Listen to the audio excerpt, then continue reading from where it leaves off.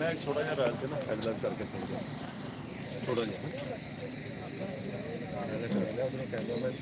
live ਕਰ ਲੈ आ फड़ दिया छोटा ਇੱਥੇ ਚੱਲ ਕੇ ਕਰ ਲਈ ਉੱਥੇ माड़ा जिहा हैं ਇੱਥੋਂ ਲਾਈਵ ਚਲਾਣਾ ਅੰਦਰੋਂ ਚਲਾਈਏ ਅੱਗੇ ਜਾ ਕੇ ਚਲਾਉਂਦੇ ਇੱਥੋਂ ਦੇ ਫਾਇਦਾ ਨਹੀਂ ਰੋਟੇਟ ਨਹੀਂ ਹੋ ਰਿਹਾ ਇੱਥੇ ਤਾਂ ਖਾਲੀ ਹੈ ਕੰਮ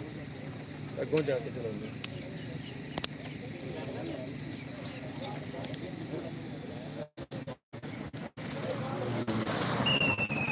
थोड़ा जिहा अगे चलने आ जाओ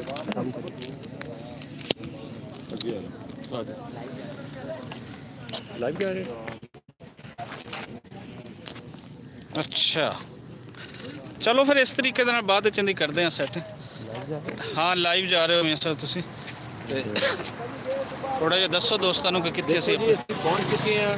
ਸਾਡਾ ਕਰਤਾਰਪੁਰ ਵੱਲ ਨੂੰ ਹੁਣ ਸਿਰਫ 1 ਕਿਲੋਮੀਟਰ ਅੱਗੇ ਰਹਿ ਗਿਆ ਰਸਤਾ ਉੱਥੇ ਜਾ ਕੇ ਬਾਕੀ ਤੁਹਾਨੂੰ ਸਾਰਾ ਦਿਖਾਉਂਦੇ ਵੀ ਅੱਜ ਜਿਹੜੇ ਇੰਤਜ਼ਾਮਾਤ ਕੀਤੇ ਗਏ ਆ ਯਾਤਰੀਆਂ ਦੀ ਆਮਦ ਦਾ ਸਿਲਸਿਲਾ ਵੀ ਸ਼ੁਰੂ ਹੋ ਚੁੱਕਿਆ ਔਰ ਪਿੱਛੇ ਤੱਕ ਜਿਹੜੀ ਪਿੱਛੇ ਪਾਰਕਿੰਗ ਜਿਹੜਾ ਇਧਰੋਂ ਤੁਸੀਂ ਇਹ ਪਾਰਕਿੰਗ ਦਾ ਸਿਲਸਿਲਾ ਔਰ ਪਾਰਕਿੰਗ ਬੜੀ ਸਹੀ ਇੱਥੇ ਦਿੱਤੀ ਗਈ ਹੈ ਕਿਉਂਕਿ ਬਹੁਤ ਜ਼ਿਆਦਾ ਲੋਕ ਆਏ ਹੋਏ ਆ ਬਹੁਤ ਜ਼ਿਆਦਾ ਲੋਕਾਂ ਨੇ ਆਣਾ ਮੈਂ ਚਾਰਾਂ ਪਾਸੇ ਪਾਰਕਿੰਗ ਦਾ ਇਤਮਾਮ ਕੀਤਾ ਅਗਰ ਸਿਕਿਉਰਿਟੀ ਚੈੱਕ ਬੜਾ ਅੱਛਾ ਇੱਥੇ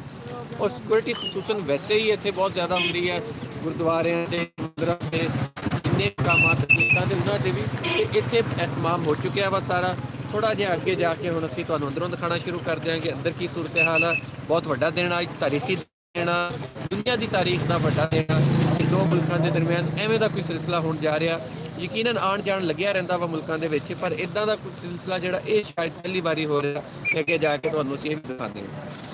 ਹਾਂ ਬਿਲਕੁਲ ਇਸ ਟਾਈਮ ਜਿਸ ਤਰ੍ਹਾਂ ਪਹਿਲੇ ਮੀਆਂ ਸਾਹਿਬ ਦੱਸ ਰਹੇ ਸੀ ਇਹ ਹੈ ਉੱਥੇ ਜਿੱਥੇ ਮੀਡੀਆ ਦੇ ਲੋਕਾਂ ਨੂੰ ਇੱਕ ਐਕਸੈਸ ਦਿੱਤੀ ਗਈ ਹੈ ਕਿ ਇੱਥੇ ਉਹਨਾਂ ਨੇ ਜਿਤਨੇ ਲੋਕ ਆ ਰਹੇ ਹਨ ਇੱਕ ਵੈਲਕਮ ਪੁਆਇੰਟ ਜਿਹੜਾ ਬਣਾਇਆ ਗਿਆ ਹੈ ਮੇਨ ਰੋਡ ਤੋਂ ਸ਼ੱਕਰਗੜ੍ਹ ਰੋਡ ਤੋਂ ਅੰਦਰ ਗੁਰਦੁਆਰੇ ਵਾਲੀ ਸਾਈਡ ਤੇ ਆਈਏ ਤੇ ਉੱਥੇ ਇੱਕ ਮੀਡੀਆ ਦੀ ਪਾਰਕਿੰਗ ਬਣਾਈ ਗਈ ਹੈ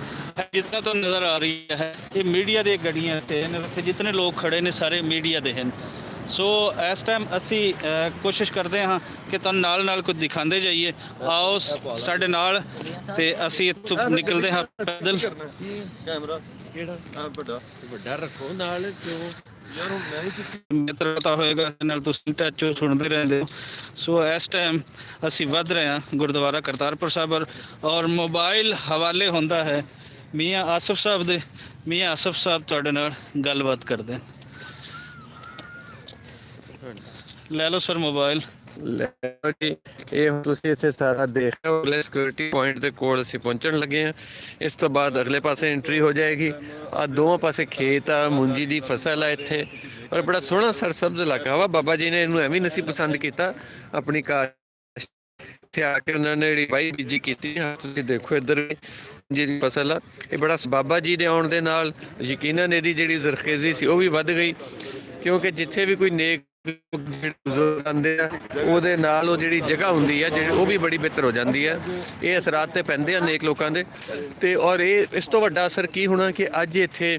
ਬਾਬਾ ਜੀ ਤੋਂ ਬਾਅਦ ਕੋਈ ਸੋਚ ਵੀ ਨਹੀਂ ਸੀ ਸਕਦਾ ਕਿ ਇਸ ਲੈਵਲ ਤੱਕ ਇੱਥੇ ਕੰਮ ਪਹੁੰਚ ਜਾਏਗਾ ਇੰਟਰਨੈਸ਼ਨਲ ਲੈਵਲ ਦੇ ਇੱਥੇ ਗੁਰਦੁਆਰਾ ਤਿਆਰ ਹੋ ਜਾਏਗਾ ਔਰ ਨਾਲ ਹੀ ਨਾਲ ਇੱਥੇ ਜਿਵੇਂ ਦੇ ਹੁਣ ਇੰਤਜ਼ਾਮਾਤ ਹੋ ਰਿਹਾ ਜਿਸ ਟਾਈਪ ਦਾ ਕੰਪਲੈਕਸ ਤਿਆਰ ਹੋ ਰਿਹਾ ਯਕੀਨਨ ਇਹ ਉਸੇ ਨੇਕ ਬਾਬੇ ਦੀ ਵਜ੍ਹਾ ਤੋਂ ਹੀ ਆ ਸਾਰਾ ਕੁਝ ਬਹਰਹਾਲ ਹੁਣ ਅਸੀਂ ਕੁਝ ਕੋਲ ਪਹੁੰਚ ਗਏ ਆ ਸਿਕਿਉਰਿਟੀ ਚੈੱਕ ਪੁਆਇੰਟ ਤੇ ਇਸ ਤੋਂ ਬਾਅਦ ਅਸੀਂ ਅੰਦਰ ਜਾਵਾਂਗੇ ਤੇ ਉੱਥੇ ਜਾ ਕੇ ਤੁਹਾਨੂੰ ਬਾਕੀ ਦੀ ਸੂਰਤ ਹਾਲ ਵੀ ਦੋਸਤਾਂ ਦੇ ਨਾਲ ਆਨੇ ਦਿਖਾਵਾਂਗੇ ਉੱਥੋਂ ਜਾ ਕੇ ਤੁਹਾਨੂੰ ਫਿਰ ਲਾਈਵ ਦਿਖਾਉਂਦੇ ਆ ਜੀ